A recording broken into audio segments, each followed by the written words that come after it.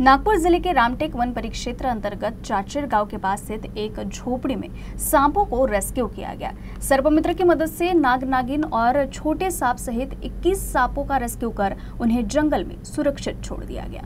चाचेर गांव के पास किसान नितेश ठोसरे की झोपड़ी में सांप की जोड़ी और बच्चे को देखने के बाद इसकी जानकारी सर्पमित्र को दी गई, जिसके बाद सर्पमित्र ऋषी बावने ने सभी सांपों का रेस्क्यू किया। मी घरी असताना मला माझ्या गावच्या एका शेतकऱ्याचा फोन आला आणि त्यांनी फोनवर असे सांगितले की माझ्या शेतामध्ये एक साप दिसून आलेला आहे।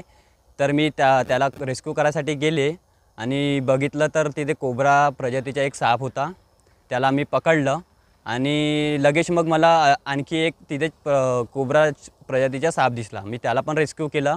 असं मग करता करता ते आणखी मग एक दोन पिले वगैरे दिसला मला तिथं। ते असे एक दोन पिले काढता टोटल 21 पिले मी रेस्क्यू केले आणि मग रामटेक फॉरेस्टमध्ये जाऊन रजिस्ट्रेशन केले, त्यांचा पंचनामा केला आणि त्याच्यानंतर मग चोरबावली फॉरेस्टमध्ये घनदाट जंगलामध्ये जाऊन सोडलं।